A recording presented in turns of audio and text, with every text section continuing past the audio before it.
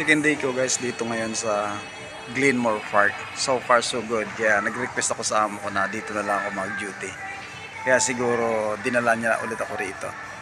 Maganda yung lugar. Simple at alam mo, tahimik. Maliit na community. Parang gusto ko na rito eh. Kaninang maga pinick up ako ng kasama ko sa main branch namin sa Pinret. Ngayon nandito ako sa Glen Park, pero pauwi na ako, tapos na yung duty ko mga kalakotsero. So this time, siyempre hindi sa lahat ng oras pipick upin ako at hindi sa lahat ng oras susunduin at i-drop ako ng mga kasama ko dahil busy din sila, gusto rin makauwi ng maaga sa pamilya nila. So ngayon nandito ako sa bus station mga kalakotsero. Magbabas ako papunta sa bahay. Hindi ako tinigilan ng bus mga kalakotsero, hindi ko alam kung bakit. Maghihintay ako ulit ng kasunod na darating. Actually wala akong laman eh. Hindi ko alam kung baka pag-arahin na yun. Pero maaga pa eh. Try ko maghintay ulit. Dito ako sa Glenmore Park Town Center mga kalakotsero. Isa tong malaking suburb ang Sydney. Isa to sa malaking suburb. So makikita nyo kabundukan to eh. Kakahuyan. Pero sa gitna ng kakahuyan mayroon na shopping mall mga kalakotsero. Nakakatuwa diba? Inyo, kabundukan to eh. Pero ang gaganda ng bahay at mayroon shopping mall dito sa loob mga kalakotsero. Mga guys, nakasakay ako sa Barais. First time ko itong magbiyahe na nakabas dito sa Australia pa. First time. Kasi kung mayroon sanang papuntang Pinret na mga kasama ko, pwede kong angkas pero wala eh, kaya bus muna ako mag-isa. Pero maganda naman para matuto. At least alam ko na susunod. Yeah, mga kalakotsero, pagkatapos kong mag-bus, nandito na sa bahay ulit. So ako, Mag-beer muna tayo habang nagpapahinga, di ba? sabi ko kasi magkabili kang pulutan eh. Hindi ko nabasa eh. Nabasa. Ayos. Nandun pa naman ako sa Pinret. Sakto dun sa, malapit sa bahay. Isa set, dumaan. Ayun.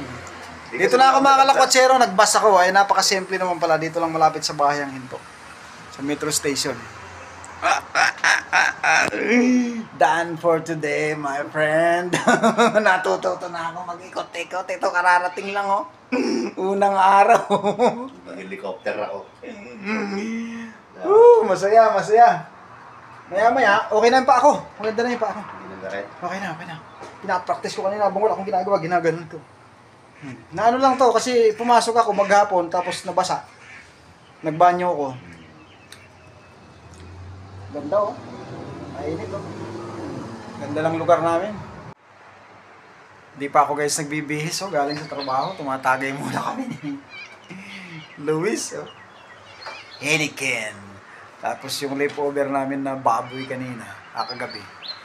Iniinit ko para pulutan. Dito pa rin kami sa taas. Sa fifth floor kami, mga kalakotsero. Oh. Mga kalakotsero, mag-aalas 7 na. Ang taas pa ng araw. Yan. Tagay tayo, mga Villaggio boys!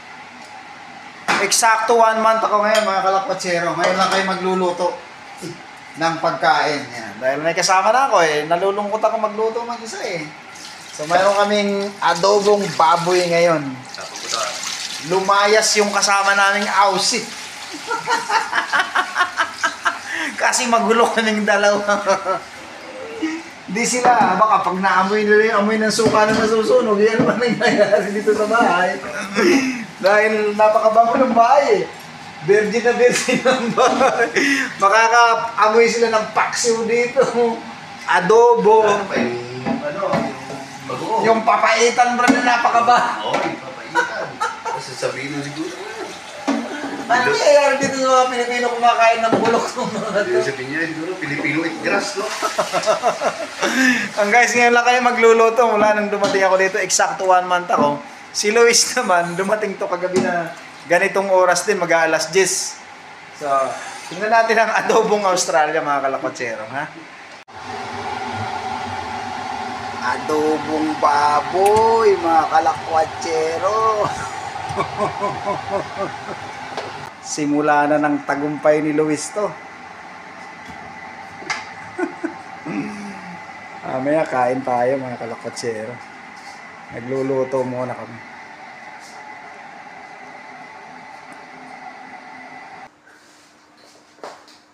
Adobong baboy mga kalakotsero. Kain mga adobong baboy. Tapos may sausawan kang dishwashing liquid. Kasi nasa tabi ka ng lababo. Kain tayo mga kalakotsero. Kain. Apoy oh. Adobong baboy. Ulo. Kain tayo. Ako. Luntakan natin ng adobong baboy. Baboy sa Australia. Ha? Paring Mark. Mudir. Kain tayo paring Mark ng adobong baboy, paring Mark. Yung kumakain ako ng baboy, kung naalala ko eh. Bakit tingin mo sa kanya, baboy? Loko ka pala eh. Kasi ikaw nagpakain ng baboy sa akin sa Qatar noong una eh. Diba? Punta mo kayo sa Tianda, Mudir. Kumusta dyan, mga bata? Thank Kumusta? you. Kain Mudir. Kain Baboy tayo. no? Bilis-bilis. Yobab in English. Hindi na pala pig yung Bilis ng baboy. English ng baboy, yobab na. Sabi mo yan ha? Hindi ako. Bilis-bilisan mo, Moder, para di mo na kailangan ng lisensya, ha? Driving license Hindi lang. na pala kailangan si Mr. David dito, Brad. Bakit na Mr. David? Si Mr. David kasi yung pag hinihingihan ng alak, pagka nagpapabili ng alak, si Mr. David lagi hinahabi. Nung araw? Kaya Wala. mo yun? Ngayon, wala na. Hindi na ngayon. Hindi na Si ngayon. Mr. David kasi kausapin mo si Mr. David para lang makabili ng alak. Yung makakuha ng baboy. Dito, Brad, wala na si Mr. David. Okay na si Mr. David. Oh, Kain! kain tayo, kain.